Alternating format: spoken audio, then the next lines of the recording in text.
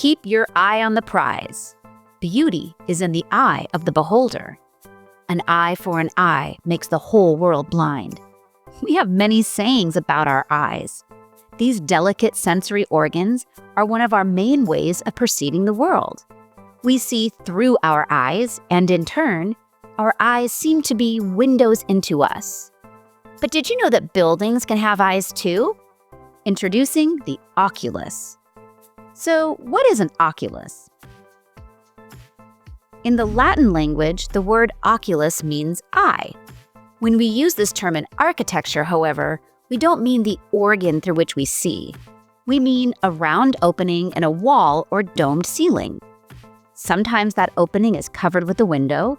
Other times the opening may be left open to the elements. An oculus is a way to bring light or air or both into an otherwise closed space. One of the most famous examples of an oculus is from the Pantheon in Rome. This ancient Roman structure was built in the 2nd century Common Era and is topped by a massive concrete dome with an oculus at its center. This massive opening is about 27 feet across and lets in air, rain, wind, and plenty of birds over the centuries. The image you see here shows another example of an oculus. Notice the circular opening in the ceiling, letting us see outside of the building to the sky above?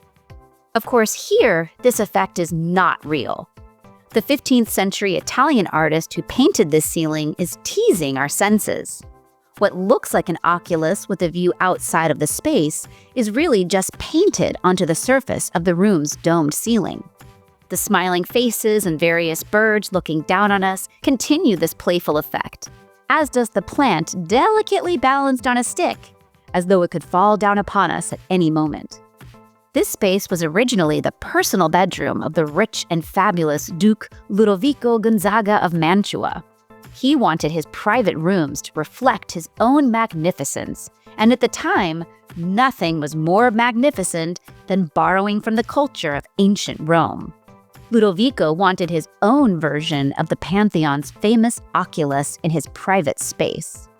The beautifully painted garlands of plants and playful figures painted around and within the imagined oculus were a way for Ludovico to make this building's eye his own.